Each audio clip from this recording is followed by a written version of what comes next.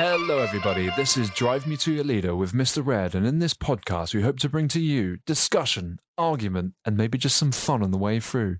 Today, we are here again with Dr. Onan, and now I know how to say your name. Thank you very much, Mr. Red. And yes, I am Dr. Onan, and I am here in Dubai, my apartment, by the way, with Mr. Red, as we overlook the desert, because I made a lot of money from selling NFTs. And we're just really enjoying the merits of my labour, really. This is. I feel like I have to stop you because this is just rubbish. How dare you? How dare you? So, just so you know, why I'm in Dubai is You're not in Dubai. we're in Dubai. We're in my penthouse apartment. Okay, we're having a mental exercise, are we? No, we're not even. No, you're mental. But what? Because I am doing a psychological evaluation of Mr. Ed. I'm his plastic surgeon, and I'm in Dubai because I'm on the run from Interpol. I'm his bitch. No. Edit that. Edit that. I don't care Rude this word. time. I don't care this time. I'm just going to roll with it. We're going to have to roll with it. So, and so today, just so you know, we're apparently talking about money versus enjoyment. Yeah, I suppose we better get on it. Money versus enjoyment. Do you know, today I feel like we should have, well, we're going to have a bit more, I wouldn't call it adversarial. I would say it's a bit more like... Well, we have two dogs, and my dog's called money, his dog's called enjoyment. We're about to duke it out. Yeah, but I feel like we're looking for that place where it exists in the middle. We're not looking to be like, have a war. Well, well, you tell me then, Mr. Ed. Well, you want to dive into it? Hey, let me roll my sleeves up. Yeah, well, what's going on with enjoyment then? What do you mean by enjoyment? You're just going to drop me in there, are you? I'm dropping you right in. 2-footed tackle. Yeah, I'm coming in like Roy Keane. It's my job. You silenced me. No, but I just think that if sorry, I just want to say one thing. You asked me a question. No, I just want to say for the audience, if like I sound particularly nasally today, and if I cough randomly, it's because I was really ill recently. I was really ill. Yeah, but you couldn't get a sort of cold in Dubai, could you? Oh yeah, you can still get a cold in Dubai. It's even worse in Dubai. Well, no, sure. It's even worse because it's really hot, isn't it? But that would mean that how could you get a cold in a hot place? I'm not a medical professional. No, that's why you should stay out of my field, sir. That's still questionable at best, isn't it? Hey, I've done some quite incredible achievements in plastic surgery. I'm quite renowned and respected in my field. Yeah. That's why I'm being tracked by the CIA. So anyway... enjoyment. Yeah, I'll answer the question you asked me. Yeah. Right. Are you sure you want me to answer it or... Yeah, go ahead. Okay. Well, I just think that if you base everything around money, I just think it's a bit of a miserable existence. It's like I said to you last episode, you get to the end of it and then you look back and you think, well, what was the point in all of that? Because, all of the stuff that you gain, you're either going to give to someone else or you're going to have to let go of when you die. And I don't know what's going to happen when you die. I don't think anybody knows, do they? But I agree. Okay, so we already got consensus on there, I think. I'm not giving it this. No. You got to work for that. You got to work for it. Well, no way. Well, that's it. I mean, you sort of hit the one thing there. It's like, of course, life passes you by. So, you don't want to waste your life with a job that you really hate or something like that, right? Yeah. Just so you have money to then do what? Buy grenade energy drinks. I don't know, right? Are you making fun of me? No, we're just trying to do product placement. I'm just doing a bit of product placement. Okay. Yeah. Because there's nothing wrong with grenade. But sorry, what was that? Yeah, so you do that. But then at the same time, it's miserable having no money. Well... It's a very miserable... Yeah, but what about hang on a minute. How far are we going to go out on this? Because, put it this way. So what I was going to... know, I was going to say that. Because I was going to go a long way back. way back in the old times. I was. We were cavemen. And also there's still I wasn't tribes... going to go that far back. There's also tribes now that still don't utilise money, right? And I remember there's that story... Yeah, but they usually eat people, so they don't really... But not everyone's a cannibal if they're in a tribe. There are, Papua New Guinea cannibal tribes. I tell you what, you go there and find out. And then you can report back to us your findings. Right, okay. If you're still alive. Yeah, sure. I'll do a live feed. I'll take a mic with me and just here I am in Papua New Guinea. No, I wouldn't go there. But no, you get so there's that story of the anthropologist who went to Brazil and he said to the one of the Brazilian Amazonian tribes, my wife committed suicide, and they laughed at the concept because they were like, why would you Like, it was alien to them that someone would do that. Are you sure that it was alien, or it was just one of those where it was such a taboo subject that they just never talked about it? Oh, it felt a bit giggly about. Oh, God, it's like, You know what I mean? Yeah, so you can't yeah. be. I mean, it's human nature to have those sorts of things. If you say they don't exist. Well, I'm kind of looking at you sideways, regardless of fair where enough. you're from. But my narrative I was going with is that they don't have money, right? And fair enough, but they're more. You're arguing for money, though. But I am, but like, what? This is what I'm saying. This is the tricky part. Bold strategy card. Let's see if it pays off. Let's see. But no. So like, if we went right back to then, right, that's fine. Okay. But the thing is, Now you're in my territory. I like dentistry, and Right. I like seeing a film at the cinema, or or recording a podcast. there's always that. You know? That was third on my list. Third. Yeah, that was. Okay. It was ahead of eating strawberries. That's how high I regard it. But not bananas, no. I can't have bananas. I'm a doctor allergic to bananas. Brilliant. What are your 5 a day? Yeah, I know, isn't it? Like I can. So where are you going with sorry. this tribe thing then? I'm not going to talk about bananas again. So, what my point is now is that you do need money now because of this type of society we live in, but it's also beneficial that of the society we live in, because like, there's that tribal argument, the noble tribesmen, that like when you go back to like sort of a tribal existence, like more like communal existence, you feel more organic bonds and stuff like that, and you feel better, right? Don't you feel more miserable though? But I don't think you feel more miserable. No. I think because also I don't know. because it's more of like you have more internal motivation, and that's sort of what is quite key to translate into our society now. So what I mean by internal motivation is a lot of people they fulfill roles, and they can look after themselves. There's a self-sustainable, nature to it. Right. And also there's a lot less convoluted BS like we get from our media and all that malarkey status and all that. We don't necessarily have that. Like I saw a clip of this tribe in Africa, and they hunt, and they can run all day because they're super fit and they're just healthy. The person that was running with them was really, but they were like reasonably fit, but like they couldn't keep up. And the tribesmen were just laughing at how bad of a hunter this person was. And they were like, "How?" Yeah, but hang on, wait.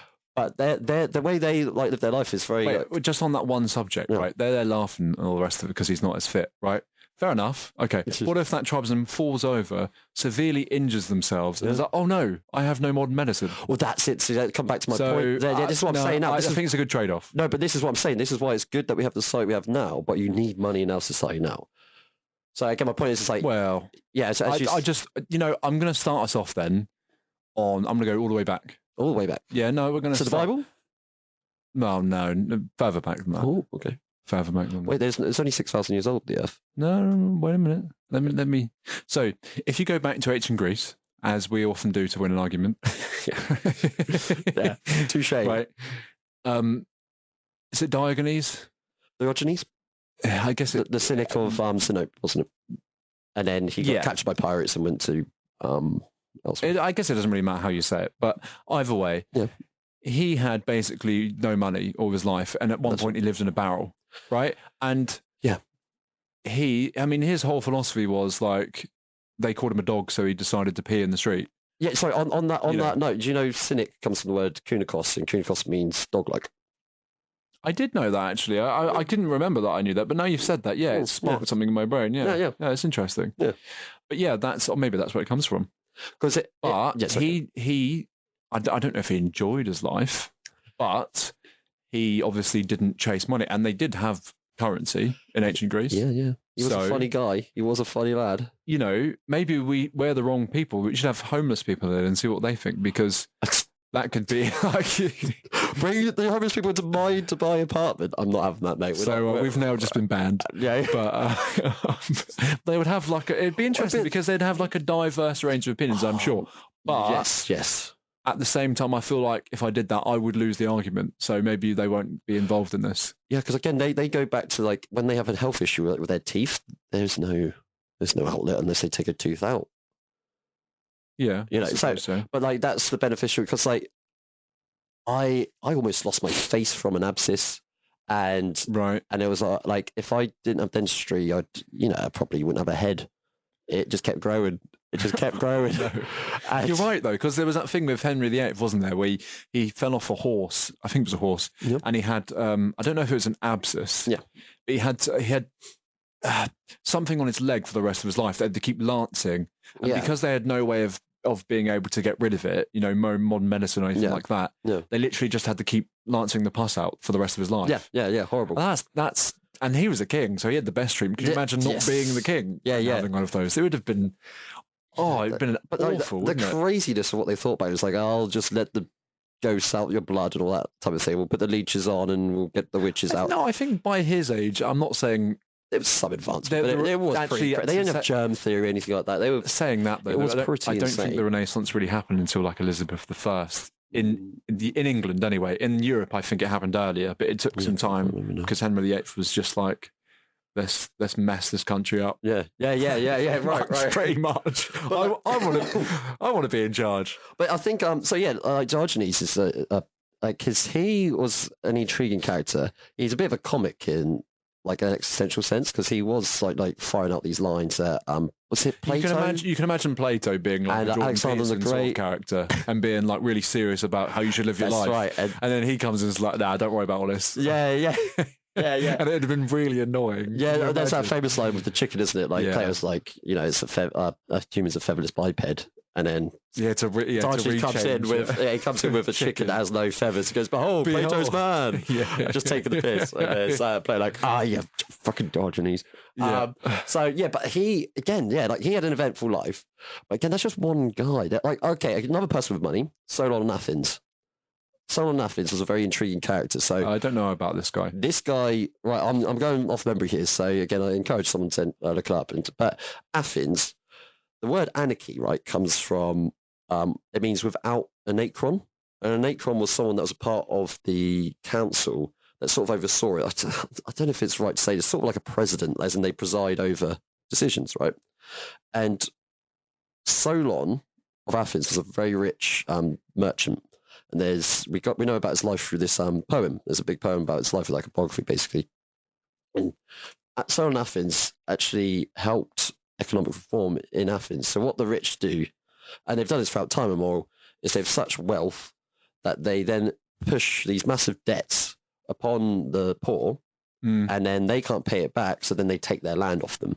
And this kept happening right? I think that happened. I think kind of happened in Rome as well, but it was a case of the poor went to war and then they just moved in. Yeah, I think that was they just literally just take it, and then Solon, sort of short but abbreviated story is that he comes into I think he comes to an acron or something important in Athens, and he instigates all this reform.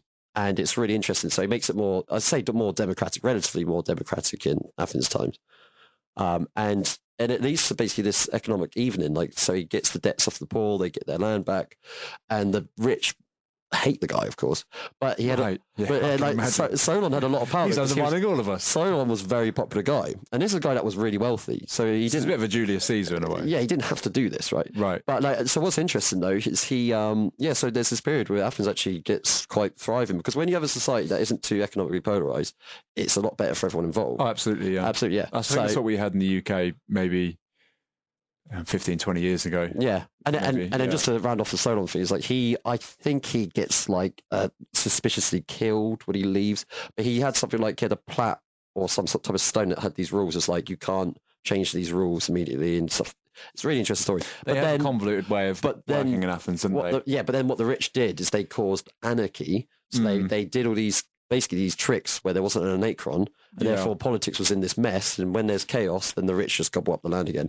So it sort of basically reverted everything. But I think it ended chaos is a ladder. That's right. Dun, dun, dun, dun, dun. But I think it led to Athens' golden age, because if I get this right, what's his name, Peridides? I don't remember. Pericles. Is it Pericles? Pericles comes a little bit shortly afterwards. I think he basically brings back a little bit of in Greece. Balance, I think it's said a different way. It's with a K, isn't it? Because they've got different ways of pronouncing their letters than us. Yeah, we say Hercules, don't we, or something like that. There's this Heracles. It's something like that. Yeah, it's a little bit different. Yeah, a little bit funky.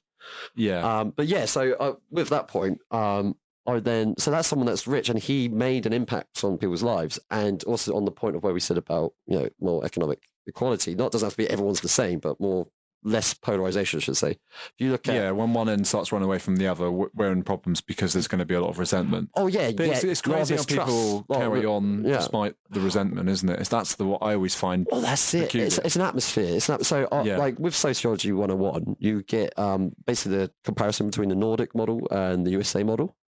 So with pardon me, with That's right. you got Scandinavian countries and you got the Nords, and there's a slight discrepancy between them. Like Scandinavia is only like Sweden, Norway, and Denmark. Yeah. No, is it Finland as well? Finland doesn't count. No, that's Really? the tricky. Yeah, Finland doesn't count. Right. Finland's a Nordic country. And Nordic countries include Iceland. I used to know a Finnish girl, and she moved to the UK. Yeah. Sorry to interrupt. Oh, no, that's fine. Sorry, no. And I said, "Why did you move?" And she was like, "It's very boring." And I was like, "Okay." No, I can kind of imagine that. Okay, so I do apologise to any Finns that are listening and make it offended by what I say. What I have heard is if like Irish people, when they go to Finland, they are rock stars out there because it's quite an introverted country, Finland. So they're quite like, they're nice people. Okay. They're very nice people from all accounts, but they're just a bit more not into themselves. You know, I don't mean they're up themselves, but they're just introverted. Whereas an Irish person goes there, I suppose it's Gift tough of the when gab, it's cold all the time. Yeah, but they're just way more outgoing, and it apparently is quite a profitable business for. Right. There we go. Yeah. But So let's bring it back a little bit then. Well, I wanted to carry on with the economic plan because sorry. What I was going to say is that it's like with money, it depends on what you're working for, isn't it? See, I think the difference between you and me is you build the picture and I just come straight through and smash it. Here's one line. Well, what about Diogenes, the autistic cynic?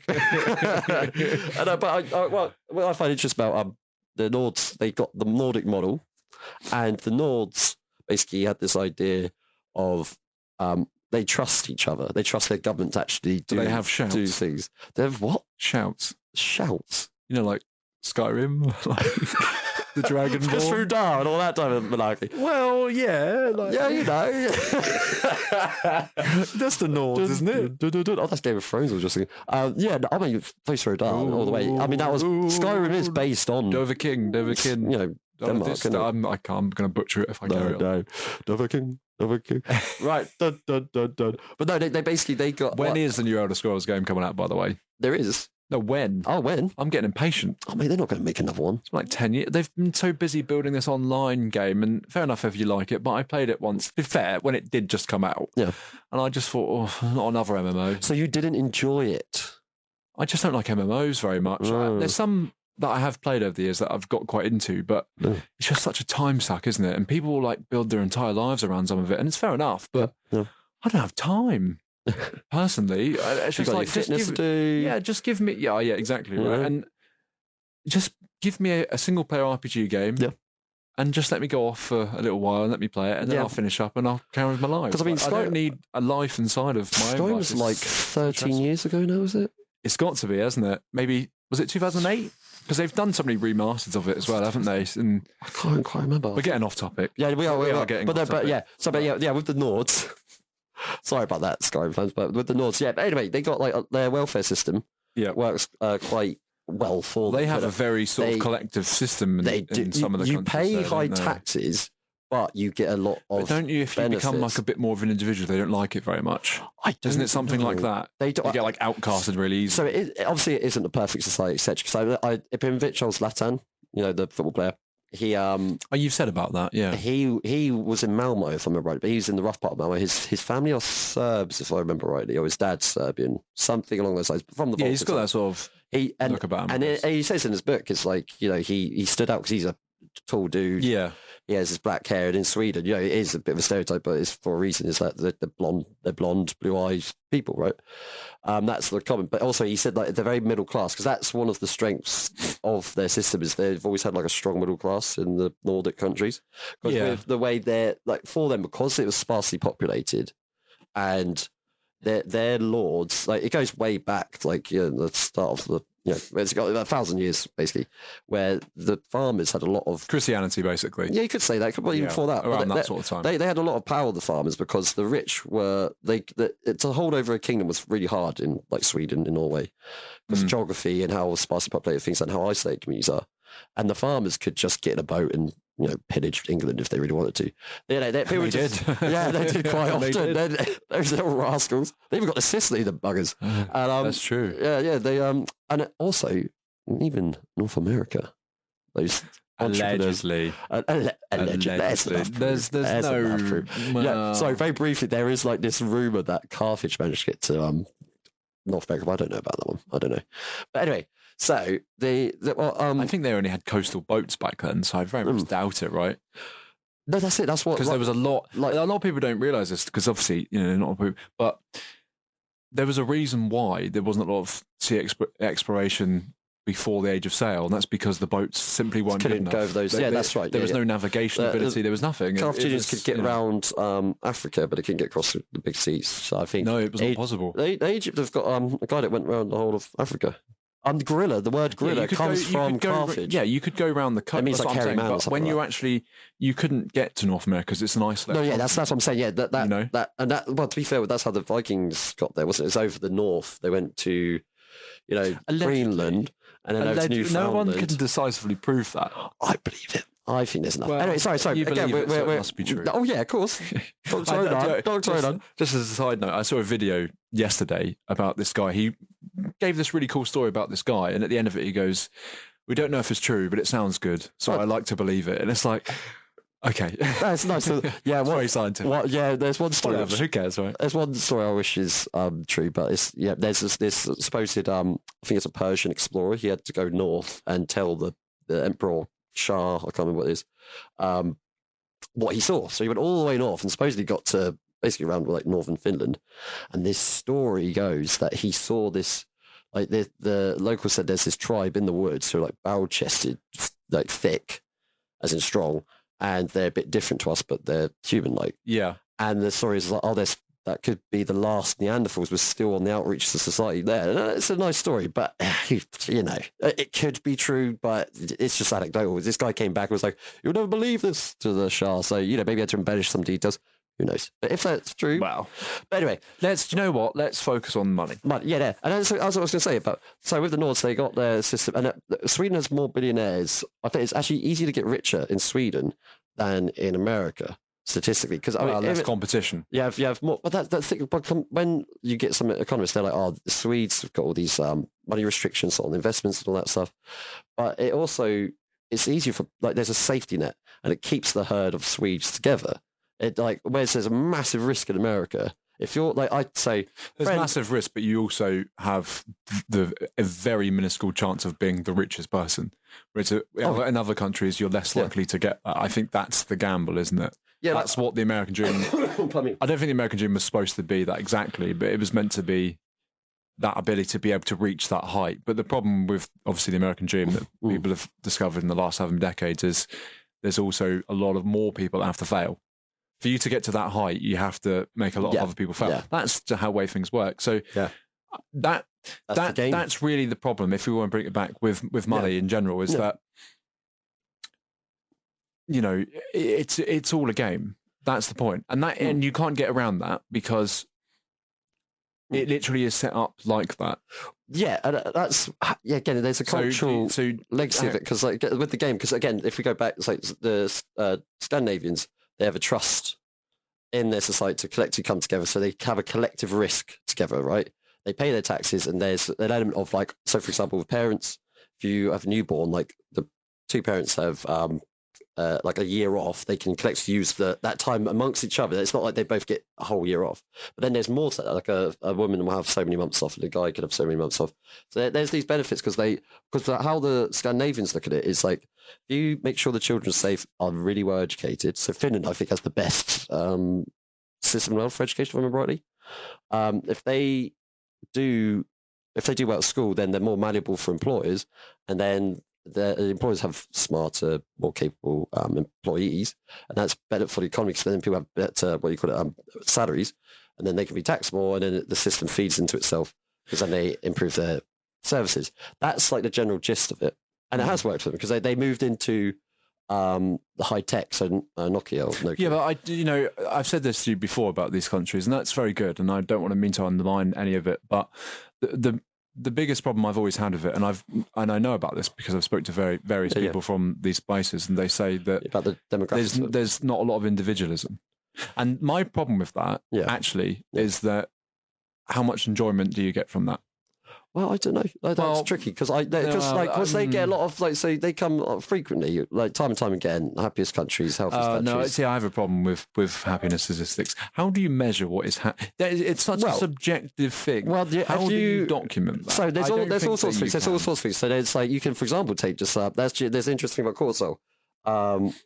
with cortisol, of course, it's the stress hormone, and No, but that's not what I mean. Like, you can measure it scientifically like that if you wish to. But my problem with that is, what about people that literally thrive off of stressful situations? psychos, yeah. Well, no. I'm talking about, you've got your adrenaline junkies, you've got all kinds of things. And if you lived in a place that tried to balance everything so well like that, and fair enough to them, I've spoken in the last episode how balance is important, but how much enjoyment do you actually get out of that? Like, you've got... I know last time I said about balance, and I think you've got to start there, right? And that's where you want to be a lot of the time, but that's not enjoyment. You've got to be able to... Let's say there was a world that existed outside of this one, right? Yeah.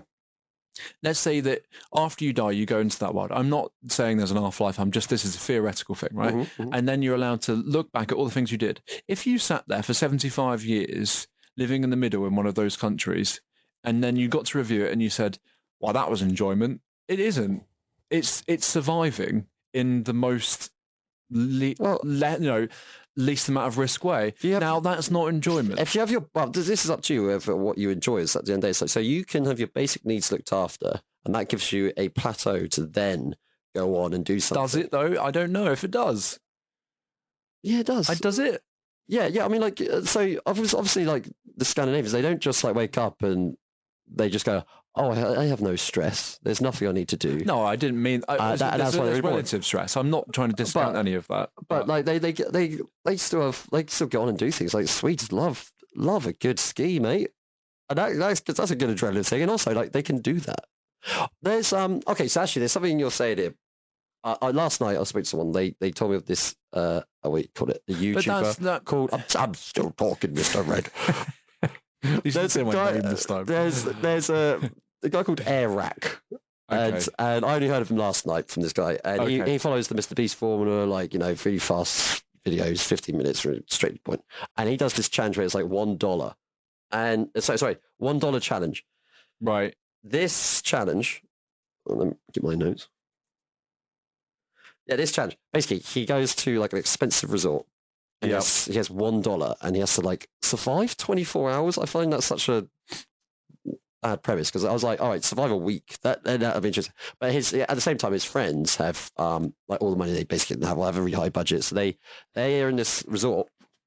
And I was watching one video where they go to Bahamas, and so his friends are in a really expensive thing. What made me laugh right at the start, right out the bat, he fails to challenge this $1 guy because he uses his air miles to get free travel. And I was like, well, that's great, but like, you need to spend money to get those air miles. So like, he's instantly already failed. But that's being really technical about it. So he goes to the place and he has $1, and then he tries to sell a pen, and he ends up selling a shirt for like $40 because he's told these girls that it's a challenge, right? And then he uses that money to buy food and then get a jet ski. And then at the end of it, his mates, meanwhile, in like a super expensive hotel, they go to a water park, they jet ski as well. And they do this lie detector.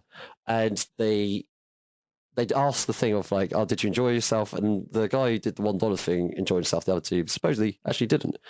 Anyway, the gist of it is like, you don't need money to pay happiness. I think there's two things there. One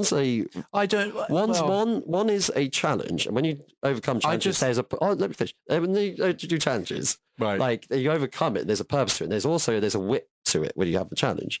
When you're just going to a holiday and just relax and consume it, right? There's a different feeling to it. It depends on what you want. Like that's a payoff for this game with work. Like if you work and you've worked hard, and you fancy going to Spain for a bit. Fair enough.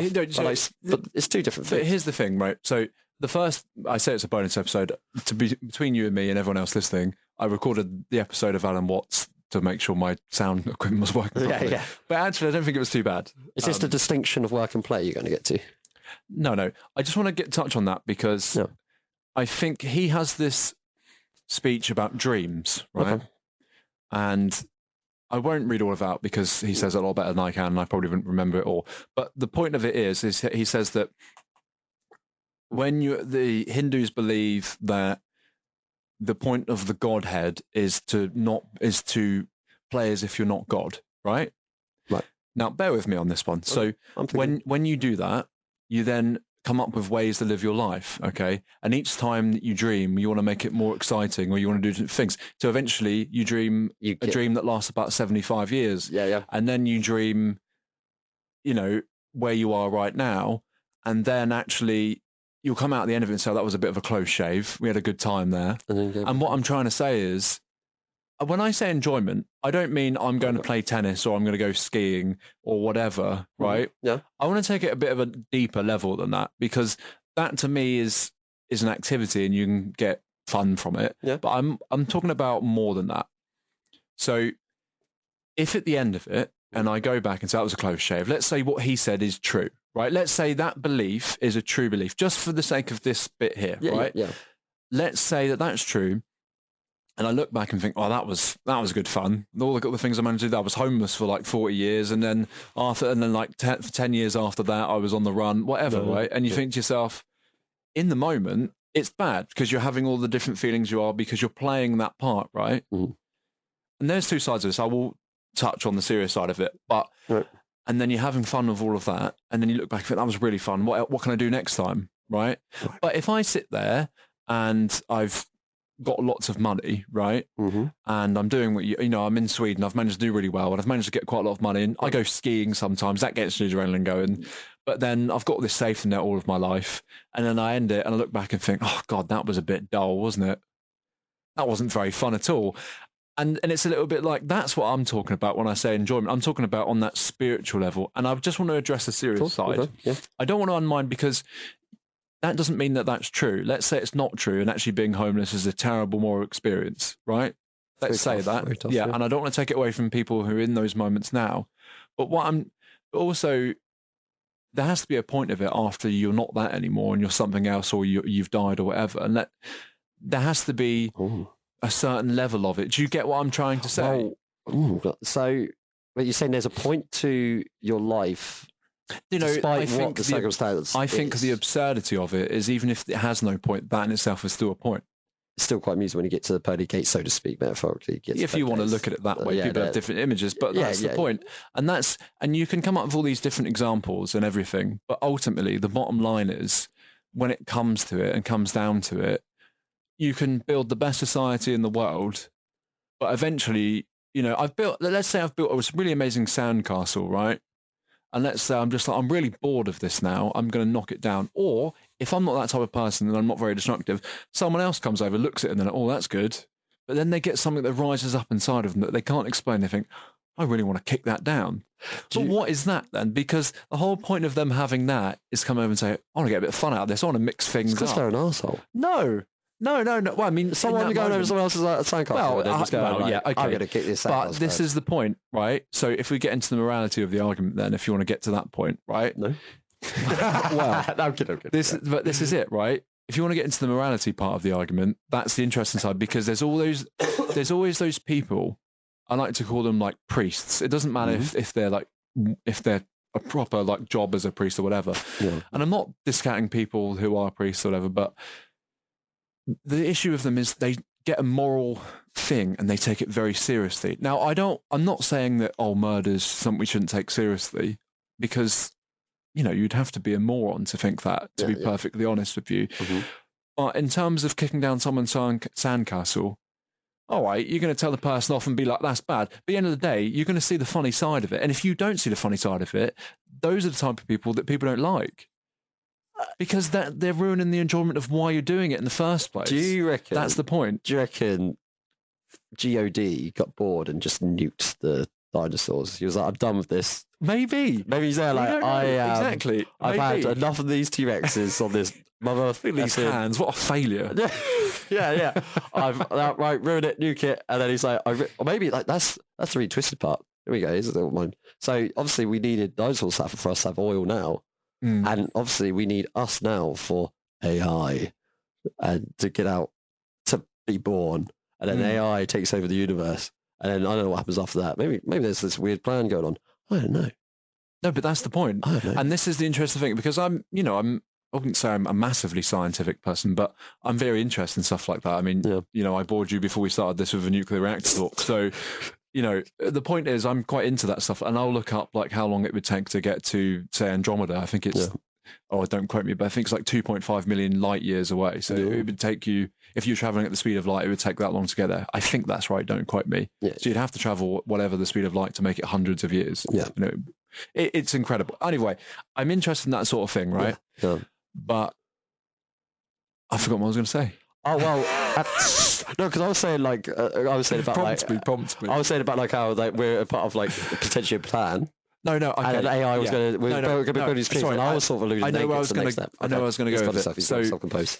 Basically, in all that science, it's weird because we look at scientists like they're the new priests, right? Bear with me. And there's good reason for doing that. Yeah. Because they have, science, in my opinion, has made life just completely more bearable in so many different fields and aspects in so many different ways. And I'm completely behind it. Mm-hmm. But my problem with it sometimes is that people mistake the what's going on, why is going on in terms of the atoms, where they're going, all the rest of it, with really the how, with why that's really happening. Because I've always made this analogy. If you can explain why a volcano erupts, right? You can explain everything about it scientifically of why that occurred, right? But can you really explain why it happened in that particular time? Let's say I've never been near a volcano in my life, right? And then one day I'm decided, you know what? I'm going to go to Sicily. I'm going to have a great time. And that's the date that a volcano goes off. Why is that? Can you say it's random occurrence? Yes, but you can't prove that because we can't prove any of that. That's the theatre. That's the point. That's the theatre behind it. That's the enjoyment part behind it. And if you don't understand that, that's the point. Yeah, like we can. But you can go too far with that. I don't want to be advocating silly things. That's what I'm saying. But you know what I mean? A bit of fun, a bit of enjoyment, and that goes way beyond money that you can accrue. By just what? But money is part of that game, right? Would we agree with that? Wait, money's part of the game of what? Money is part of the enjoyment game. Yeah, definitely. That's right. Yeah. You need money. But it's not all of it. Of course it's not. Because behind the scenes is that what you want? Thing going on. Is that what you want? Is that you want money to be... is that your argument against money, that it's not a part of the whole enjoyment game? I know, like enjoying life, like you're a part of the ride. I mean, it'd be your mug's game if you like just completely fixate on it. But then I'll just get back to what I said earlier. It's just bloody miserable if you don't have any. Like, is it though? This is the point I'm making. I mean, if you can live off the land, if you can be self-sustaining, because you always hear about those people and we see them. You can do that. Or like the Unabomber, for example, he managed to live off the land and that, but he ended up getting really resentful about society. But that's a shame because he was a genius, wasn't he? He was a genius, wasn't he? Shame what he turned into. MK Ultra'd, and it just what's MK Ultra? MK Ultra was that program which we only have some of the documents on because the FBI tried to burn most of them, but they wanted to test drugs on people and see if they could basically control their minds. And he was at, I think it's Harvard. Oh no, I know what you're talking about. He was at Harvard. Interviews where they just abused him. And they abused him, and he got they were trying to. It's messed up. What caused it though? There's debate about it. Come on, John. You've just been psychologically abused. He was also ahead of his time. He was a precocious kid. Like he was in the last year of high school. Well, I disagree with because I watched the Unabomber documentary and it annoyed me. And I know that sounds really grumpy, but it annoyed me because they went through of all the crimes he did and all the rest of it. And how they ended it was his message was right, but his actions were wrong. And I thought to myself, let's have a think about what his message is. And his message was, we're going to live off the land and have nothing. And I thought, well, that's not the message. Why is that message right? Well, that's it. Like going back to what I said right at the start, it's like, the tribe thing, it sounds nice, but there's a lot you miss out on. But that's how they ended it, on that sort of ideological point. And I thought, well, that's not right, is it? But he had it led to those actions anyway, you know what I mean? Like, I don't know. Yeah, because he had his manifesto, didn't he? And there's something... Well, yeah. I don't know if we can go that far. We like to quote from the manifesto now. I don't want we just call it what it is, just madness on a page. But you would be if you're by yourself making bombs in the woods. See, that's the thing. You're because that's the thing. That individuality argument you talked about earlier. Like the mind doesn't exist without a society of some kind. Wait, sorry, explain that. So it's like your mind is like a mirror; it reflects, and you need other people around you to check your behaviour, to also spit ideas with, because we're all like fragments. I don't think we're completely a mirror. I think there's part of that in the mind. But... No. But like, if you feral children, it's like the primary. Again, that's sociology 101. You get people that never had any experience or contact with society, like they live just with wolves or something like that. Yeah, they can't talk and things like that. They can't talk, they haven't had nourishment of the brain either, and they have no real concept of the self, things like that. But some actually end up learning some words when they were brought in, but their behaviour was sort of set to some degree. And that's the thing, like the Unabomber, they got a bit, he's a very intelligent person, and fortunately for him, he, there's the abuse, and then he ended up doing the deed he did, but he went out into the woods, became reclusive, and that's a bit problematic because that's the issue of isolation, and that's what a lot of people find. The Karl Marx argument about like alienation is one of the issues with society. People get very alienated in their homes, especially old people. They have no real contact. Whereas again, if we went back to the tribe thing, everyone sort of had like everyone was move on. Just sorry, that's fine. But we mentioned older people. I used to talk to quite a lot of them in the work that I've done in the past. Not anymore, but quite a few years ago. Yeah. And there was one guy who lived on his own most of the time, and we went there to do work with it on his house. I can't remember what it was now. Mm-hmm. And he actually started crying when he was talking to us because obviously no one talks to him or anything. And it's one of those where I thought, oh no, that's terrible. And there's nothing I can do about it. I mean, unless you just go over there all the time. It was quite far away, so I couldn't. Yeah. But I did really feel for him. Yeah, it's a tricky experience, and then also the issue is you need to stimulate your mind, and Alzheimer's has got a few reasons that causes it when we don't know all the reasons, of course. But one of the things that is detrimental for the brain is isolation, because it's just the internal voice just like gets feral, not feral, but it gets manic, or it gets or it shuts down. It very often reverts back to previous times, doesn't it? That's an issue because it like digs into itself. Whereas what the brain is craving is like new experiences, where there's like. I know this is going to sound crazy and completely and completely unscientific, but do you reckon it's kind of like as you get older and you get to then you start to develop those things in your brain, it's kind of like you're getting near, let's say like if what I was saying earlier was true, then you're sort of close to that point where it's the end, and then your mind's already starting to do that review thing before you get there. I know it's completely unscientific, but that's when you think about it, it's quite crazy, isn't it? Well, like as you're at death's door, it's already starting to flip as if it's going to do it when you actually get there. You know what I mean? Yeah. I know that's mad, but when you think about it like that, it kind of it's in a strange way, doesn't it? But speaking of mind, there was an interesting study I saw.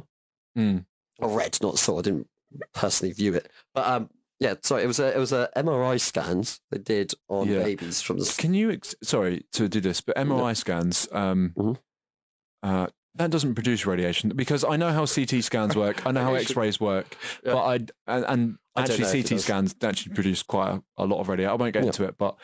I don't know how MRIs work. Is that just magnets? There's electromagnetism. Yeah, it's not radiation, is it? Right? Magnetic something imagery. You should know this. I should play this. It's like magnetic something imagery. And you go into that machine that looks like a big, massive set of polos, and then it goes very scientific. It does that for ages, and then like some people freak out. Some people have panic attacks. I don't know if you've ever seen MRI scans. I've never had one. I've only seen them on TV actually. Yeah. To be honest, no, I've never. Had one, but as Dr Onan, I've given a couple out.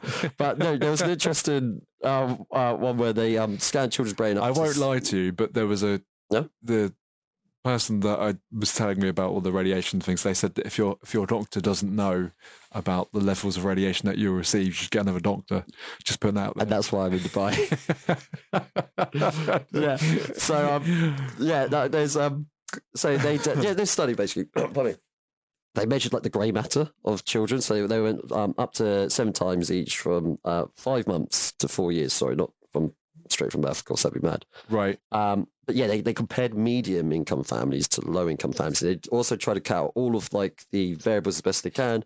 So things like infant birth weight, early health, mothers. They took out people that smoked, like mothers that smoked. Sorry, excessive drinking, birth complications, significant language or learning disorders, and other risk factors. So they tried their best to control that. And so what they noticed in the lower income families is that in the first 5 months, there wasn't much difference between grey matter and the babies. By 4 years of age, the volume of grey matter was around 10% lower among children from less well-off families compared to that of the medium income group. So again, one of the things... They basically keep themselves working more, basically, is what you're saying. There's a lot of stress, and also there's, again, this is a complicated thing to talk about. I don't want to simplify it too much, but you've got a lot of stress in lower income families, as well as maybe just like you say, so called like a cultural capital, like cultural exposure to things, and as a consequence, they may not be read to as much. They may not have healthy diets as much. There's a lot of factors to take into account. This is the problem when you come. But there's a lot of stress from. Again, what I want to get is when societies. That's in the USA, by the way. When societies have got less economic polarization, there's less crime, there's more trust. people are healthier. They Yeah, live but then longer. you're dead boring. This is that's the point. not true. No, that's subjective. That's completely subjective. Because it's not. Though. No, you're right. Actually, it is subjective, and that's the point. Yeah. I mean, you want a subjective experience, exactly but the point of the enjoyment. I mean, when you're a kid, or like a teen, even I find some people can be excited, and as I got older, they're just the thing is maniacs. There's the people that there's the people that make the argument, and they're usually called right wing these days, right? Because they come up with the they come up with like the biological argument of different topics, right? So they basically say when people come out and say everything's relative, these people will come up. Oh, but wait a minute, there's always the nature fallacy. There's always these biological reasons why actually and I don't disagree with any of that. I don't disagree with that. But the point is that you take that so seriously. Mm-hmm. And that's a problem. And this is the point. This is the problem with this argument is that you make this. You make all these arguments and you bring all these data and statistics and all the rest of it. And I don't disagree with any. And that's the point. But the point I'm trying to make is, at the end of it, it's not going to matter. Great matter. None of that is going to matter. That's the point. And then you don't. And it's how the person lives their life. This is the benefit of older people. Because you don't realise that, and I don't know how I realised it, but you don't realise it until you get to an older age, and it's youth. That's the saying: youth is wasted on the young, isn't it? That's the point, because and it's not because they didn't know anything; it's because they spent so much time thinking it's that serious. When actually, you think, what's the point? I'm nearly dead. I'm going to lose everything. Yeah, I don't know where I'm going. Yeah, but that's the thing. It's like the thing is, it's like you've got to impress. You got to impress the people that you want to be in your life and stuff like that to some degree, that to have a partner, and you've got to do things to do that, right? I don't know. I'm not discounting the biological side of things. You've got a lot of, life is stressful and awkward. I'm not discounting it. I'm not disagreeing with that. I'm just saying that underneath that layer ain't going to matter. It ain't going to matter. It's not going to matter. It's not, though. It's not, because but if you went through your life and did nothing and died, it wouldn't matter. Okay. I know that sounds mean. That's not the point I'm trying to make. I'm just saying that at the end of the day, who cares at the end of it? Well, it's a bit nihilistic, isn't it? Well, I'm not saying it in a negative way. I'm just saying matter of factly.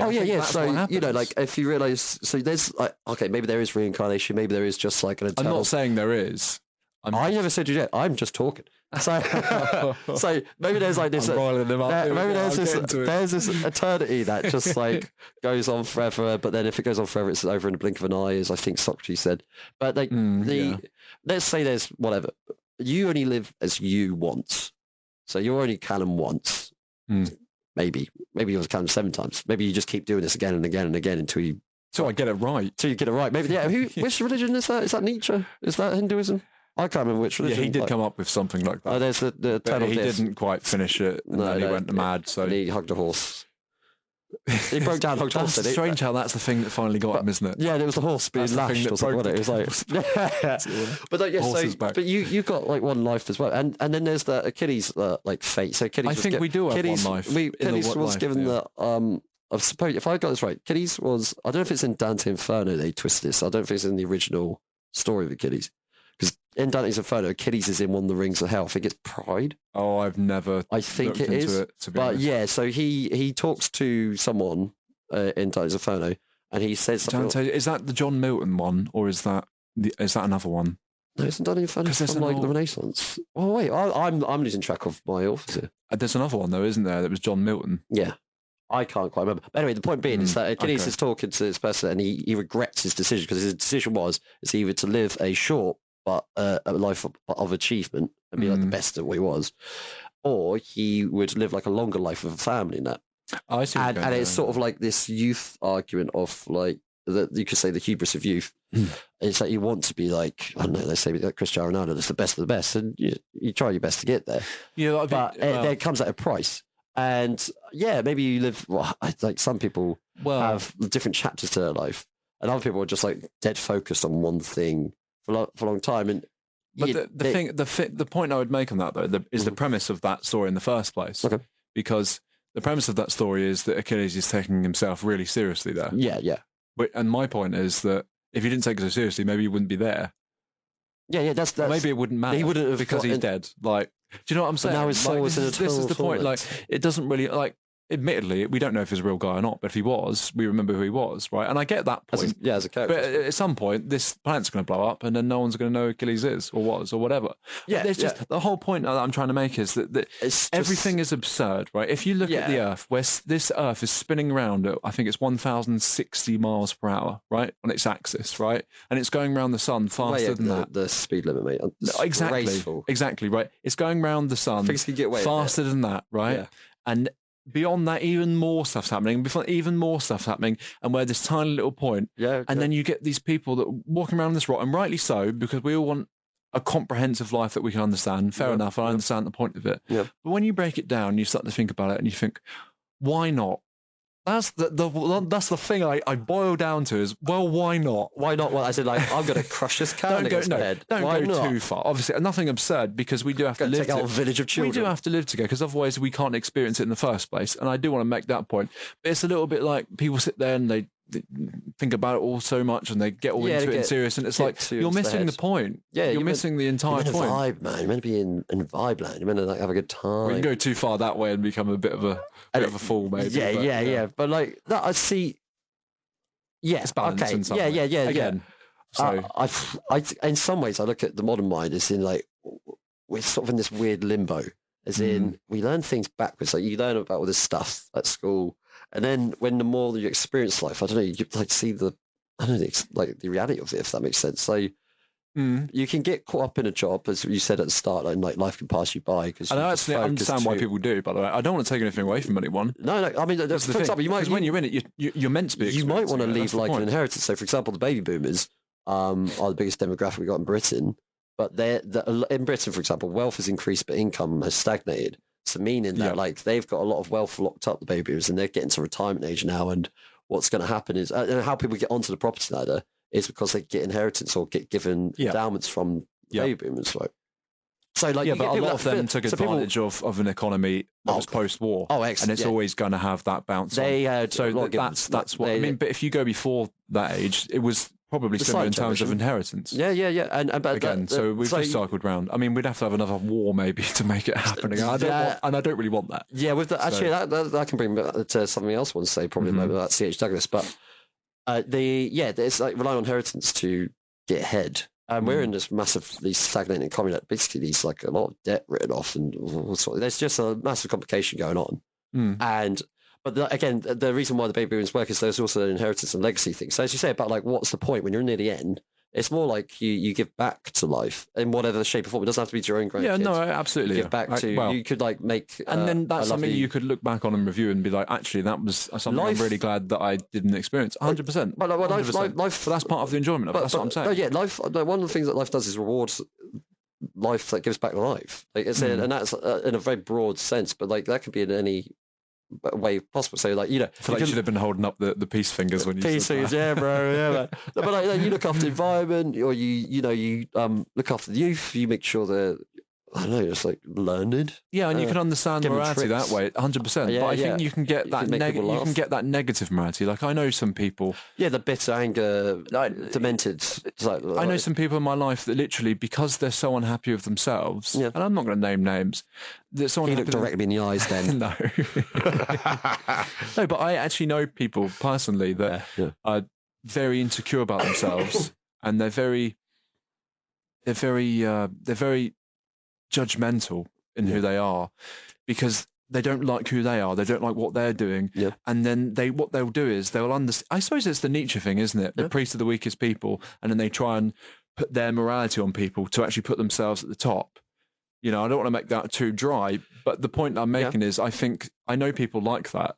They're like, I'm not where I want to be, so I want to make this person live the way I want them to, and then I can control the way life's going. Yeah. Which is silly, because just turn around and look at yourself differently, make a different attitude about yourself, and get where you want to be. And then you'll actually see morality as you were just explaining it in that positive way. Yeah.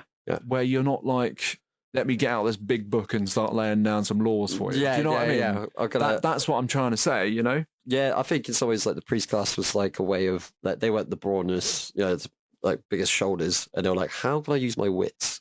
But that's the cynical side of it. Yeah, I think there's obviously like... There's a positive side of it. Yeah, it's like, let's not take away the fact that they before brought prostitutes to the temple. They're brilliant. They're reverse pimps. No, but before Christianity in Europe, it was a brutal place. I'm not saying it got better. We had the medieval period and that rest of it, but at least there was something trying to say, just don't go around killing people. I mean, the Romans before Christianity, it was kind of like, and I don't want to get into the argument of why it fell and all the rest of it, because I don't necessarily believe that. But, exactly.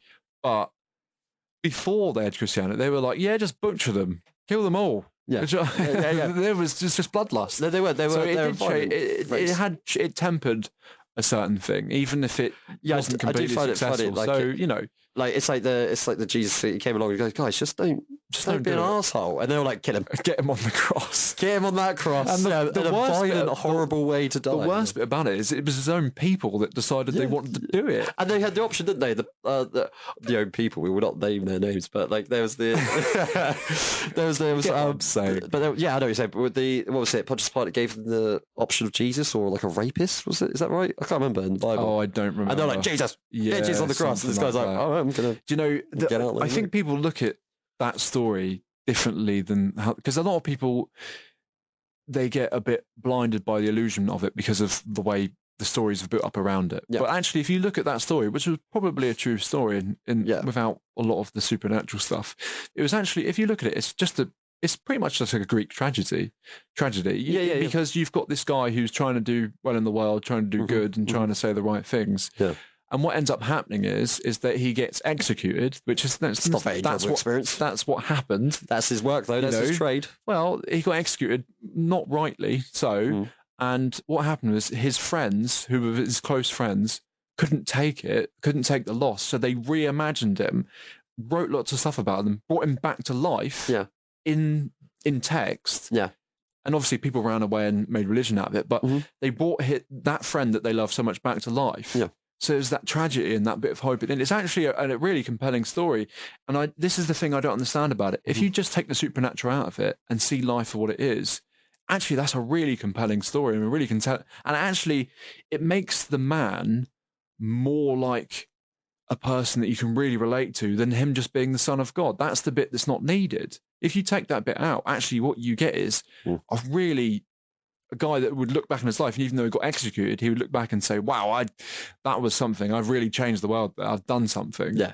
And that's the point of enjoyment that I'm trying to get. And let's be honest, he wasn't focused on money. When he went into the temples, didn't he? After all, exactly. Flip the table. Exactly that. Yeah, but again, with money in general, like there's the whole history of it. Like the ancient Greeks, as we like to bring up, there's this whole moral conflict of money, of like basically making money out of money. There's the interest thing, nursery. People really don't. That's always been, Again, we take it for granted interest. Which goes back to Solon, for example. Solon did. He was like, right, get rid of this. This is a horrible way of getting control of things. If you make control of things through no real, it's just like there's a meme, for example. This guy's laughing at a monkey, and then the monkey goes like, "You work for money that people print for free," and that's essentially at the source of it. That's what it is. So with a lot of like the tensions in the early 20th century was about the banks, and you got Marxism and fascist ideologies and things like coming out. But there's a guy that I find really interesting called C.H. Douglas, who it was basically the formation of the social credit movement.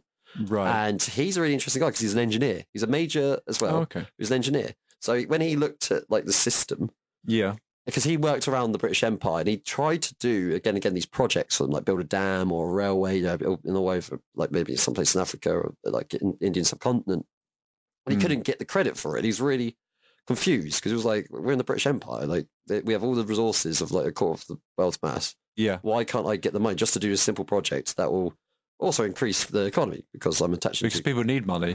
They need money, right? They need money. Yeah. They need money to have money. Well, that's what his idea comes to, because he was fascinating. So he basically just looked as an engineer, he wasn't an economist. He looked at the economy in an engineer's mind. He broke it apart, and he did 100%. And he didn't. And then, but this is an intriguing story because he didn't have the cloudiness that the university economists had. So what made me laugh is in the 1920s. He was going, there's going to be a massive depression, because he noticed there was a lot of waste in the system, and he noticed people were working a lot and their purchasing power was going down. Yeah, things like that, and he was like really against a bubble. Every time it collapses, there's a bubble. Yeah, and he really hated private banks printing money and basically controlling the system. So he said there's going to be a collapse in the 1930s, and he said there's going to be wars out of this because the system uses wars to generate income. Because whenever there's a war, the banks just print loads of money. In fairness, Really in fairness, I don't think anyone saw the fascist rising like that. Maybe. Well, maybe, no, but it's not even that, because it's not just you can see again when it comes to certain social paradigms, you notice some things play out again and again. So when it gets really dramatically polarized and resentment breeds, and that leads to ideologies taking over, and people again the priest class. It's always that line from The Dark Knight. I mean, I really like that movie. I won't interrupt you too much, but there's that line, isn't it? In times of I'm going to butcher this. It's when people are desperate, they turn to a man they don't quite understand, which is the Joker. Yeah, right. You could say that's kind of like the Hitler figure. Yeah, Hitler figures. They turn to a man they don't completely understand. They're desperate. And that's the thing with C.H. Douglas, because he's quite The Dark Knight's full of the one-liners. I love it. I know it's an old movie now in comparison, but yeah. Joker. We should do something about that movie, and because I think there's a whole moral argument to be had between Joker and Batman. Actually, to be fair, if you want to have that at some point. Yeah, maybe. I think it's a really good one to have.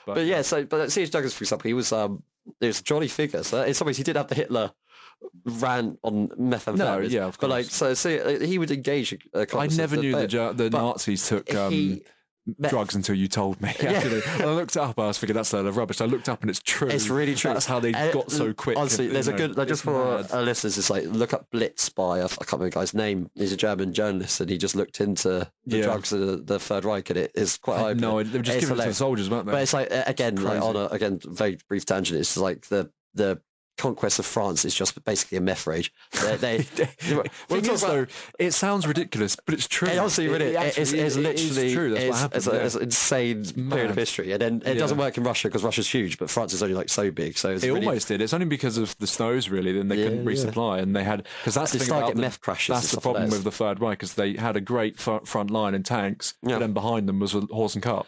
Yeah. That's the main problem. And then Russia's really muddy and like they couldn't resupply. But with like I say, he predicted like there would be a massive crash, and then he also said there'd be like wars will come of it. And then Keynes, the famous John Maynard Keynes, he at the same time was going, there'll be never a crash again. And this is like 3 years before the Great Depression. If someone says something like that, this boat's too big to fail, or something like that. Like, oh no! And the thing is, tragedy is coming. And then Keynes also said like, and once it crashed, he was like, oh no, things will be fine. And then World War II happens. And what makes me laugh is like.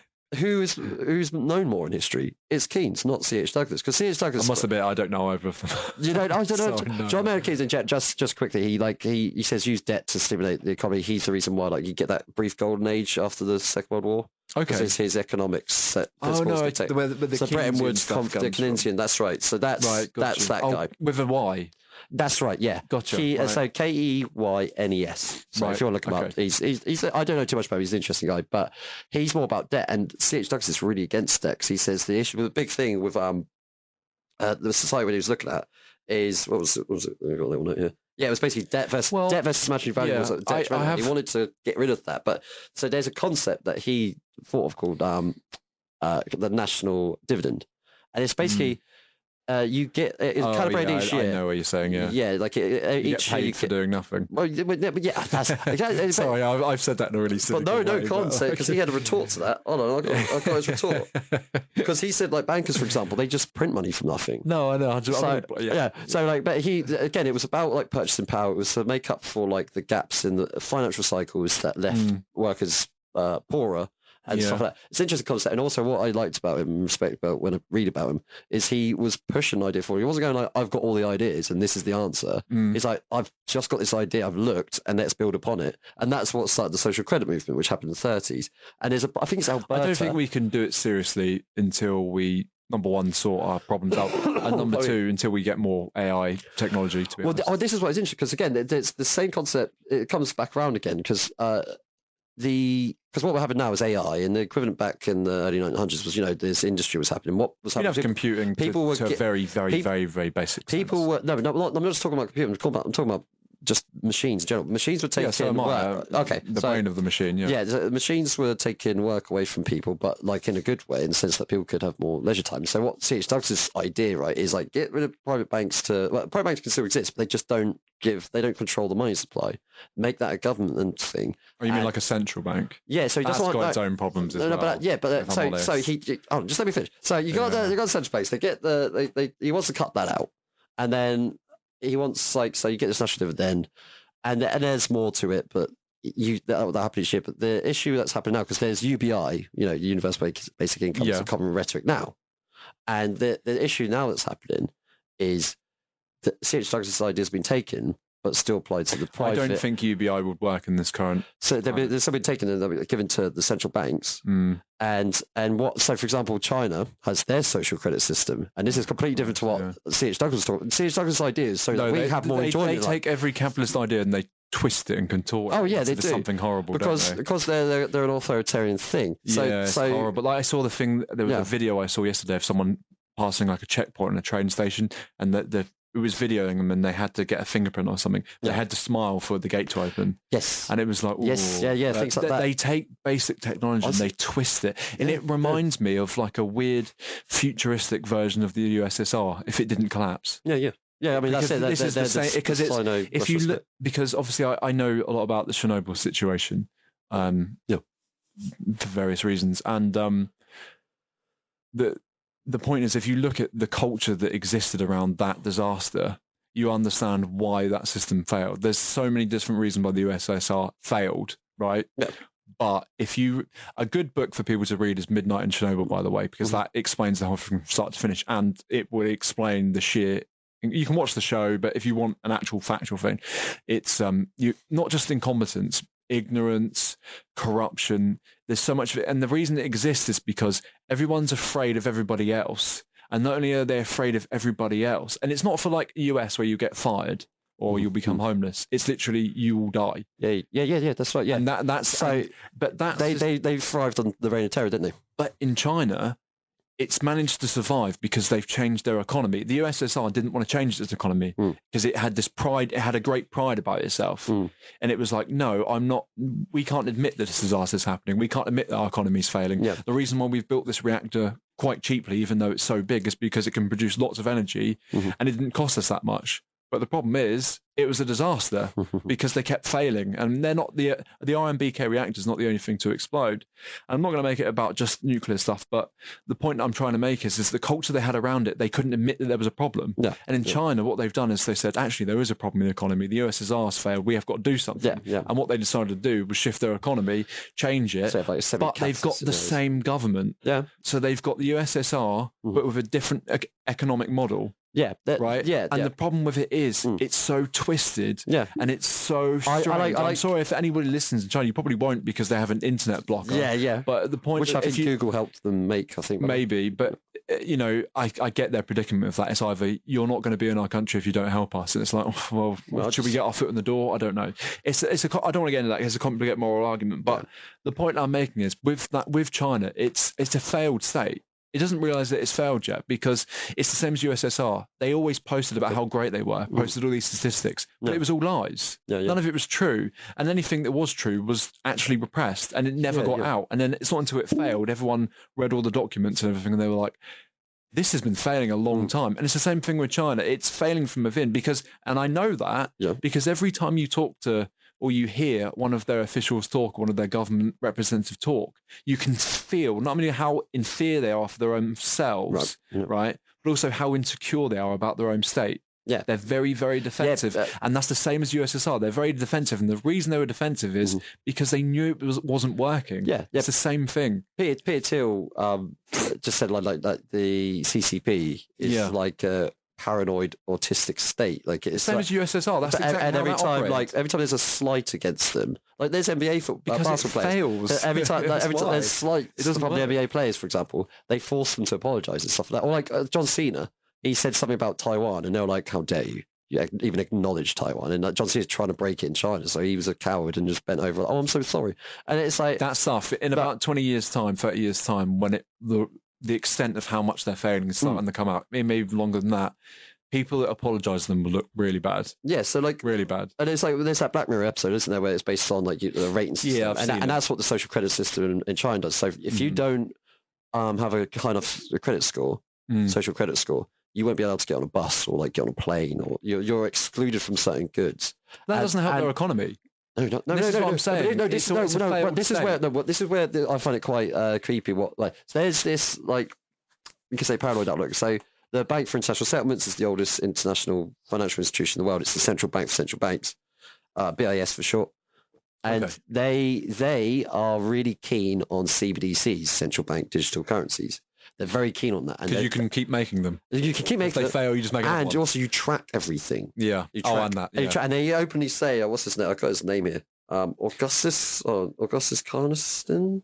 I think say Augustus Gloop. Augustus Gloop. He does, honestly, if you look this guy up, look up BIS head, Augustin. He's a Mexican economist and he's huge. He's Really? absolutely, honestly, he's like comically, evilly, greedily fat. Yeah. Like, and it's like, if I was that rich, I'd have so much time to work out. Yeah. Right? I don't know. And like he talks about these CBDCs because We like should probably talk about that. he goes, we have all the power to track every central bank currency. And then we have the technology to enforce any rules or regulation. Now, this is a sinister thing because This is why cash is going to make a comeback. that's it. People always saying, "Oh, cash is going away." I'm telling you, I know I'm not going to ever. I would never admit this to anyone about who it is, but I know loads of people that use cash throughout their. Well, I'm not going to say where they use it, but they use it, and because they don't have to pay to certain people, and people don't know where it's gone. There's a lot of people out there that do that, and people are saying cash is disappearing. No, but it's really not. But that's what I'm really curious of what's going to happen in the long run is because they're going to enforce this at some point in CBDCs because they're using China. They won't be able to. No, but that's actually say, for example, in their reports, the BIS say things like, "This is going to be hard to sell in the West because it's not going to happen." And then they say that like it's not. Yeah, but I wouldn't put it past them. I wouldn't put it past them because they're control. Because it's the central money. Because you use cash, right? Your cash isn't your money. Hang on, the cash is the central bank money. But the point I'm trying to make is that a lot of these people think that it's top down. But the point of the matter is, it's people that use it decide how it works. Yeah, you need people to like because it's a Ponzi scheme. You need so, people for to come example, when the Bank of England says we're going to make a cryptocurrency, everyone says, "Well, we're just not going to use it because it's pointless." Yeah. You've got gold. But no, because what you do is you gradually indoctrinate the youth. That's what you do. You wait it out, man. Like that's how they. Okay, that's but how, the that's how problem you is when the youth have their own businesses and they say, "Well, I'm going to use cash." Yeah. Well, There's sure. But the thing is, if there's no central right? authority on that cash, then I don't know how you're going to basically run that system. It's going to be very interesting what happens. I obviously haven't got the answer. No, because what happens is you will have so the thing is, what if they did go successfully to all when people try to control things hard from the top, it always fails. And I'm not saying, and it will. And the thing is, it can take a long time or it can take a short time. But the fact of the matter is, when you use corruptive methods like that, eventually those corruptive methods infect the entire system. And then that system comes for you. And that's why it fails. Well, so far, these things have been implemented in like more authoritarian countries so far. And like, in the UAE, with the ones that are going to fail. In the UAE, for example, that's the point. You have in your car license plate, there's a chip. And if you get caught speeding, money automatically comes out of your bank account. Because the chip... Which is wrong. It's not even legal to do that here. And the chip is linked to your national ID. That's how they do it. So, and this is what they think will be the fears. Like, so the UBI, come back from around to the UBI thing. It doesn't work in our judicial You'll get UBI because a lot of jobs will be taken up by AI and people, like, it's good and bad, that thing. Like, people can focus more on other fields, but at the same time, there might be just excess people. So you'll get this UBI, but you'll have to you'll fill out certain criteria to get the UBI. So that's the fear. So, for example, in Canada, when Douglas was about, C.H. Douglas, I think it's the state of Alberta actually had a social credit, people in power, the governor, but they weren't able to implement of their things because in the wider scheme they didn't have the country. But now, fast forward, Canada passed, or we're trying to pass a bill called B233 or 233, like it's up to or whatever, something like that. And it's basically looking at using CBDCs. And then again, there was a big uproar because it's on that principle of what we just talked about, like the Canadian government could potentially go, you've eaten too much bacon. They need to be very careful because there'll be repercussions for anything like that. Yeah, but that'll influence worker money, and I'm curious. I think we should probably see if where we are on this and where we can reach sort of consensus. Have we found any? I don't know, mate. I don't know. I think let's sort of boil some stuff down then. So where are you on money versus enjoyment then? Oh, I think you should enjoy life, and that doesn't have to be skiing. That was just an example. So do you agree with? I think money is an important thing for society. It's a unit of account. It's a way to trade. It's also an energy. So okay then. So and it's also a recognition. Let's go with what I said earlier. At the end of it, would you be glad that you got loads of money together, and would you say that's an achievement? Yeah. Or would you say that was a bit of a waste of time? I'd say that's achievement because I've I don't know. I've done achievements that didn't give me money, and it's like, yeah, it's a nice story. That's cool. Yeah, okay, but I'll give you a good example, right? So there was the Roman senator in general, one that got killed by the gold. I can't remember his name. Crassus. He was the richest man in Rome. Okay, Parthians, right? The richest man in Rome, right? Now he's not remembered for being the richest man in Rome. No. He's remembered for his failed campaign and the way that he humiliatingly, let's be honest, died. Yeah. Right. And I don't want to, get too into that because I don't want to make it a bit morbid. But the point is, he's not remembered for all the money that he gained. He was remembered for the thing that he did. Yeah. Yeah. And the point is, he lived that life. So if let's say he was able to review what he did, and he sort of said, "I put all of this time into money." And using that money to get on this big glorious campaign, I forgot what I'm even doing. I'm here to enjoy what I'm doing, and I didn't enjoy any of that because it was horrible from start to finish. Yeah, like if you do the wrong career, it's horrible. But if you're like, if you love doing spreadsheets and you make a good money out of it, then you're not gonna hate your time. So you're gonna look back and think, there's some spreadsheets I'm glad I made. The main thing is, what a great way to live. Well, yeah, but there are people out there that absolutely love doing a spreadsheet. Well, I'm not one of them. Well, I don't. But look, if you create a meaning and a purpose to your life, that's the main thing, and you accomplish that meaning. It's fine. It's fine. Make a noise. So for example, if you make money that leaves behind a legacy. So for example, you make generational wealth to a point that your offspring, for example, or maybe your family members, not necessarily your offspring, can have a better standard of living, and they themselves can go on to accomplish other things because they haven't got to. So very brief. Sorry, there's a guy called but then you all die in like a fatal car crash. That's by the by, because you don't know if you're going to be shot in the head by some random Exactly, you don't know. But I'd rather try to get to a goal and then enjoy it. Also, I can enjoy life at the same time as going for a goal. 100%. Yeah, 100%. But my point is that money in itself isn't a goal. No, but okay, well, there's a quick story. For a start, it's meant to represent something, isn't it? There's a guy called Kobe who got into crypto early, and he made a lot of money out of it. And he said but he just said like he was really lucky. He was the right place at the right time, and he's just this working class lad. He's quite down to earth, and he's quite an interesting guy. And then because of that, he was able to let his parents like pay off their debts and all sorts. And he said something that was quite eye-opening. Well, it's like he then saw a side of his parents that he hadn't seen because it's like they didn't have any stress. You know what? Okay, no. Do you know what? And so they were alleviated of their stress, and they were more themselves. No, okay, right. No, I hear what you're saying. I don't disagree with it. But here's the point, right? So let's say that that's true. He had a great life, and he did the things, and he achieved the things he wanted to achieve. But let's say he lived that life, and he did it 20, 50, 100 times. Let's say he did it over and over again. He was like, I'm so sick of success. Groundhog Day. Just let's say it. And then he does it. And then he's like, I'm so sick of success because I've been successful so many times now. I want to experience what it's like to just do nothing and just be a total loser. Or maybe, do you see the now point? He can because he has money. But that's enjoyment. Enjoyment that's the thing. I don't get a mystery box, right? And I think, well, this is going to be good. And I open it and it's a good thing. I put it out. I'm like, this is what I wanted. This is a good experience. But that's not a mystery. And the enjoyment of that mystery is gone. Like, if I play a video game on really easy and I win every time I roll over, I'm just like, yes, I'm so powerful. I'm so good. But it's a lie. It's not fun. Well, I'm sucking the fun out of it. Just because you're rich doesn't mean you don't have challenges in life. No, I'm not saying that. But then let's say we have that box and it could be anything. It could be something really terrible, like a snake that's really to get you. Or it could be like you said, it could be £1 million, $1 million, right? And I open it up and it's a snake. And I'm like, that's really terrible. But that's the mystery. That's the point. It's not a mystery box if it's just going to be $1 million, is it? I don't play Deal or No Deal thinking, no matter what I do, I'm going to win today, 250,000. Yeah. That's not the point. What's the point then if I know I'm going to win? I don't. What's the point? You've got to be able to fail. You've got to be able to enjoy things. There's nothing in. I don't think it's a. Sometimes maybe I just want to fail, right? Yeah, you need to be tested. Like, you want to have like some pushback because you don't want to be that kid that strops just because you just. Maybe I do though. Maybe I want to be that sometimes. Maybe you know what? Do you know what maybe you want? Maybe I want to have a life where I want people to remember me like that, and I want to come back and be like, I know that again. I'm bored of that now. Yeah, but you won't remember the previous life. I'm not saying it's true. I'm just saying, if you look at things that way, you start to see that it's all a bit ridiculous. I feel you need like a very non-consensus poll right now. Bon God. Are we like opposites? I just honestly think like you like honestly people that it's that old phrase. It's like, yeah, money doesn't buy you happiness, but it's better to laugh.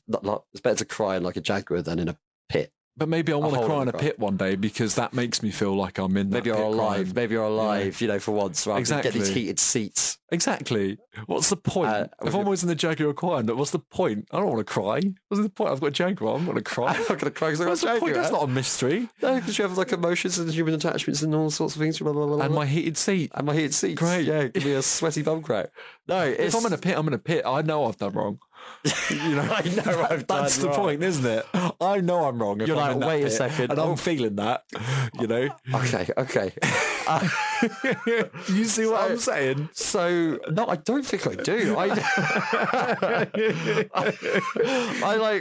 You actually know. I can see you being like, I don't know if you've seen this clip online. I can't remember what the title is, but it's this guy who did a load of ketamine. He's in a dustbin. Good start. And this person doesn't know. It's in a K-hole, literally. Yeah.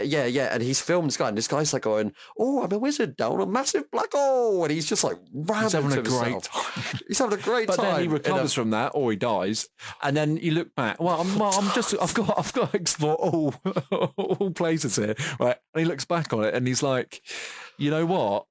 That was a great moment. It didn't end well. Yeah. I had a great time. No, you do have that at times on drugs. You're like, well, that was like, if you make traumatic. It's a close shave. You had a good time. Yeah. Almost died there, but it was pretty, actually that's nothing. But if you could never die and you weren't even close to ever dying, what's the point? Like Guy Martin came out of a fireball once on fire, and then he was in the hospital. And they're like, "You're right." I was like, "Yeah, I'm fine. It's great." Like that guy almost died, and he was absolutely loving life. I'm trying to think what we can do to be like instead of a gong, we could play something that really shows a sound of disagreement. So I play booing or something. Maybe, but I could just. Actually, you know what? You play the song Jeff Buckley's "Satisfied Mind." I think that his recording. Or you should do that, listener. Just listen to Jeff Buckley's "Satisfied Mind." His right toners would probably have a field day. Yeah, and then listen to those lyrics, as you know.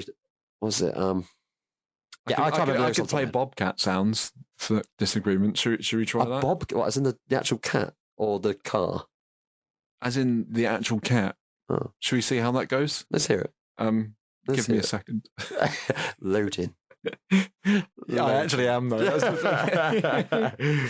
Right. Let's see how Bobcat sounds for total disagreement. Yeah. Yeah. Sure. Right. I don't know what this is going to do, by the way. So this is a mystery box. Yeah. See what I mean? This is exciting. We're really enjoying it. My dopamine levels are going through the roof right now. Exactly.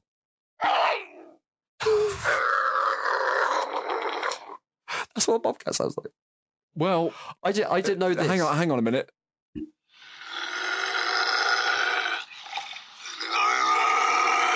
Oh.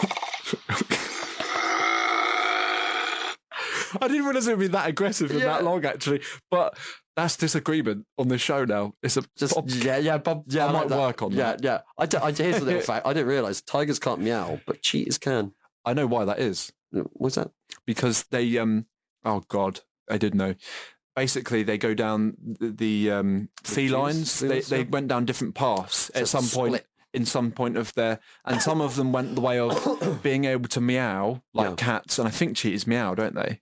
Yeah, the cheetahs can meow. Yeah, they went like their vocal cords in their evolution. This is why we know evolution's like a thing, right? It went down that path, but stuff like lions and tigers, for whatever reasons they had in their environment, whatever, they went down the path of not being able to meow, but being able to roar. Yeah. And they can't do either thing. Can't do both. Because their vocal cords or whatever it is that produces it went down that path however long ago and they can't come back. Yeah. That's strange, isn't it? Yeah. But that's what happened. And also, the MGM... Now we know. Knowing is half the battle. And the MGM logo where the lion goes, wow, does its roar. That's actually a tiger's roar. Is it? A lion's roar is much deeper than a tiger's roar. Oh, wow, no, I never knew that. That's crazy, isn't it? Look up a lion's roar. Why didn't they just lose the line of the time? Oh, no, because it's like, I don't know, because I feel they prefer the aesthetic of the tiger. I don't know exactly why they chose it, but they prefer the aesthetic over the lion. The lion's more like that. The tiger's more like that. Yeah. And tigers are pretty cool animals. So to sum up, I think we better finish off. Yeah, we've not found any there's no common ground consensus, because no. you're sat there with your arms crossed. I am You're tutting at ultra you. defensive because I've just come up with all load of I don't know what rubbish. you want. I don't know what you want. That's the point. I tried to paint a picture. I had much more to say. I tried to paint a picture of how, like, you need money and, like, you need a society working together and not too much economic polarization, and you'll have a good time. And then I just come along and knock it all down like the Sandcastle. Yeah, you're Sandcastle. I don't need any of this. Like, everyone's healthier, everyone's better off. And you're like, no, I want to be poor. I want boredom. So I'm saying that sometimes I do, and other times I'm just like, I've had enough of this. I want to be the person at the top. Yeah, is that a bit of the self-destructive attitude in yourself? Like, you know what, screw it, burn it down. I know. I think every human being has that. Yeah, you do. Yeah, you go. You're getting more defensive the more I'm saying it. It's almost in like a little ball at this point. Ad hominem. No, I was like, yeah, of course you want to, like, enjoy things, have a bit of it, because if everything's too mundane, yes, bloody mad. I get your frustration because, like, the mental picture that I'm getting is you're building, like, you know, like those professional sandcastle makers, and they look really great. Yeah. And like I've watched them make them, and it takes them ages, and it looks just really like the news report comes and on. like there's all the different details and way beyond anything I could do. And then I watched them do it, and they finished it, and everyone was clapping, and I thought, oh, and something rose up inside of me. It was like, whoa. But it's like, what would it be like to just walk in there and finish it? Oh yeah, it's like when you see a toddler walk by and you go, even before they manage to get a picture of it, just kick it all down. Like, well, you know, this is your moment to improve on that. So I didn't do it. Yeah. I'm just saying there was a moment inside of me that was like, even if it was just a little moment, because isn't it was funny? Just like, oh, that would be nice. Like, it's that thing about life where someone just takes it too seriously, and you just want to go, nah, and you just laugh at them no matter what, right? Or like, and that's it. It's like the Sandcastle, the Sandcastle guy, Sandcastle. Mr. Guy Sandcastle. Yeah, he builds this shell sandcastle thing, and then it's just like bad nerd, and just knock it down. It's just Either that. Maybe that's our consensus. Maybe I think I just come to a consensus. No, it's funny to knock over something. Not even the fact that I've knocked it down. What I would like to happen, you just bear with me here, is he builds it and it looks great. Everyone's clapping, and then some clouds come over, and a twister just appears on the horizon and starts coming in, and it misses everyone and everything, and it just hits his sandcastle, puts it all up in the air, sprays it everywhere, and then it just peters out. Like an act of God. I was going to say, that's even worse, isn't it? That's like the chances. But then I don't even do it. I just imagine, it's just me, and I'm just seeing it happen. Then they can't blame me, right? Yeah, like Bill Burr says, he went to a muffin store, and this woman sent muffins, and he just had the intrusive thought of just going, bam, bam, bam, bam, bam. Like, they punched all the muffins, just squashed them in front of her. And it's like, and he just really enjoyed that thought. That made him laugh. I know, it's and he was maniacally laughing. But you've got to ask yourself, why do you have that then? I really do think it's because it's that enjoyment. It's the case of, I don't know what's going to happen. You flip the table of expectation, because it's like, you're not meant to punch them. That's the Jesus story, isn't it? He didn't go in there. This is the thing they got wrong, right? And I'm going to get like a million Christians emailing me now, like, you're wrong. But I'm just going to go with this. He didn't go into the temple because he got fed up of them gambling or whatever inside the temple. He got fed up with it because he thought, you know what? They're having a great time in there. They're making money. Things are going well. I'm not having it. I'm not having this because I want to see what happens when they have a bad day. Yeah. It's about time someone just popped their balloon. And then they put him on the cross. Yeah, man, I would. That was the real. It's like, that was a good table, Jesus. You're a carpenter. You should respect this craft. That took me 2 hours to make that. Yeah, buddy. I neglected my own children for 3 hours to perfect this table. And you've just you've broken its leg. And he's a hobo, isn't he? He's not going to pay for it. He's a carpenter, but he's not going to do it. I don't have the wood to replace this leg. He's a I live in the desert. There's no trees. This is cheddar. Yeah. Do you know how long it took me to grow that tree? 3 generations, Jesus, it took me. Yeah. Well, okay, we got consensus there. I agree with your interpretation. I've played the Bobcat sound now. I think we're past that. Yeah, Bobcat. I think that highlights this episode. Okay, ladies and gentlemen. Well, if you got something out of it, please email. Because are you saying that you didn't? I am lost in my Dubai complex apartment here. The psychological evaluation of this man. Have I given you a lot to think about it? Oh, lots. Okay, lots to think about. Yeah, that's good. Okay, but I mean, as I say, if you learned something, please email us, because I have no idea. Yeah, it's a drivemetoyourleader@gmail.com. And if you are a Christian upset with the temple story, I don't care. Sorry. Oh, no, I love you, but I don't care. Forgive. Yeah, forgive. What would Jesus do? Flip tables. There we go. Flip tables. There we go. For his own pleasure. For his own pleasure. It's a little control. Anyway, I'll let you. I'll let you get hate mail. I'll let you wrap this up, sir. Thank you guys for listening to Dr. Onan. Yeah, and me, Mr. Red. Yeah. This is Drive Me to Your Leader. I think we're done. I suppose so. Okay, well, thanks very much for joining us. I hope you got whatever you got out of this episode. We had a great time doing it. Yes. Thanks for listening. Thanks very much. Thanks. Bye-bye. Thanks. Bye. You just want to have the last word. Bye.